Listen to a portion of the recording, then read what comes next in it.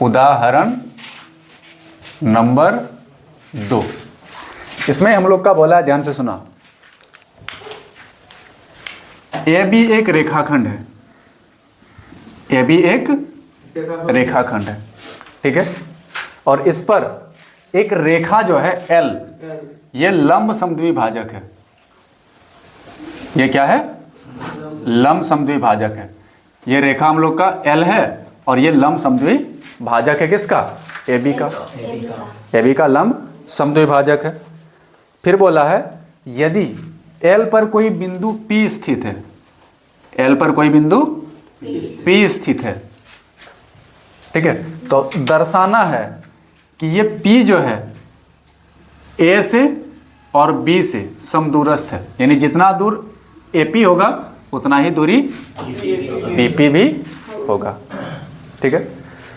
तो यहाँ पर ध्यान से देखो, जहाँ पर AB को रेखा L प्रतिच्छेद करती है, इस बिंदु को मान लो C।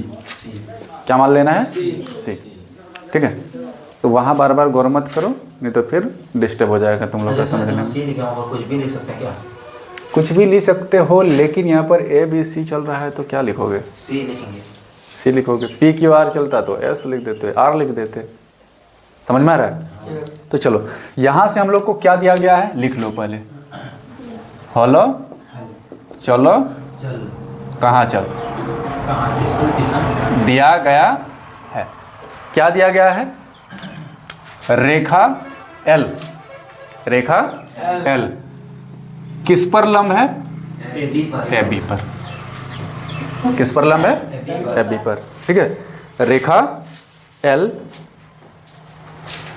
जो है लंब है AB पर, ठीक है।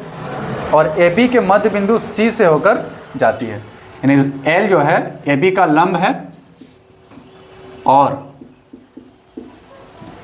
रेखा जो है क्या है?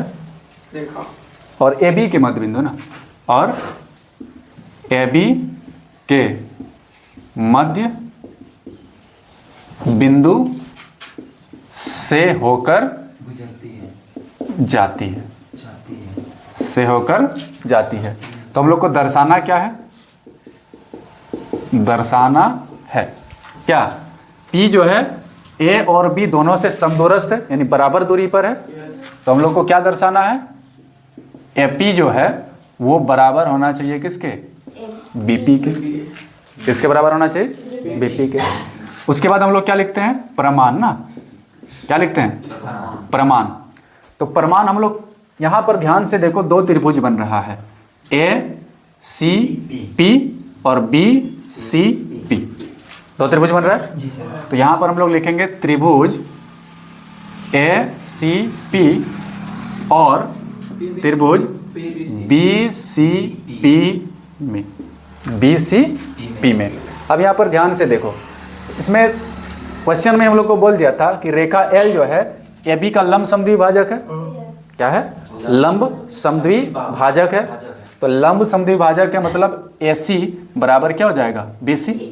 दो बराबर भाग में बांट रहा है मतलब AC बराबर क्या? BC हो जाएगा। तो यहाँ पर AC बराबर BC और AC BC क्या है? भुजा। AC BC क्या है? भुजा। आप भुजा को किससे दर्शाते हैं? S से। तो एक तो भुजा मिला बराबर ना। फिर क्या बोला है? लंब समद्विभाजक है, और जब लंब समद्विभाजक है तो ये वाला कोण कितना? 90 डिग्री। ये वाला कोण भी कितना? 90 डिग्री। तो कोण ACP बराबर क्या हो जाएगा? कोण BCP। कोण ACP बराबर कोण BCP, और ये हम लोग का एक तो एंगल यानी कोण बराबर हो गया। और ये दोनों चीज हम लोग को क्या है? दिया गया है।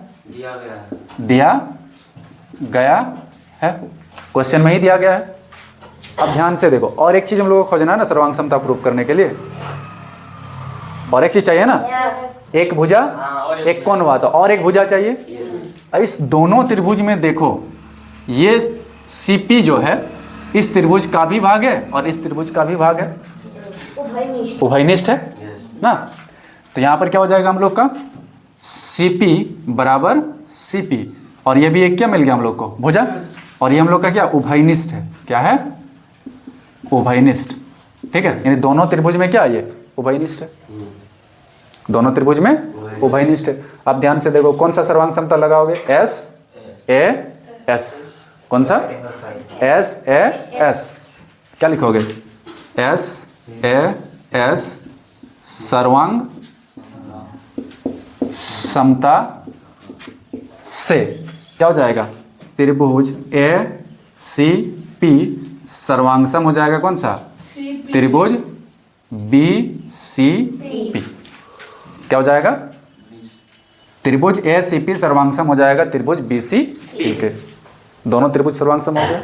उसके बाद बताए थे कि अगर त्रिभुज सर्वांगसम हो जाए तो बाकी भाग भी, बाकी संगत भाग भी क्या होता है, बराबर होता है, और उसको शॉर्टकट में क्या बताए थे, CP CT, corresponding part of congruent triangles are equal, CPCT। ठीक है।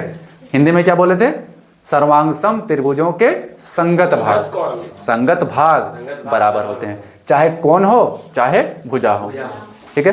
तो यहाँ पर क्या लिख सकते हैं अब, किसके द्वारा, सी पी सी टी के द्वारा क्या हो जाएगा, ए पी बराबर बी पी, और यही चीज़ हम लोग को क्या करना है, प्रूव।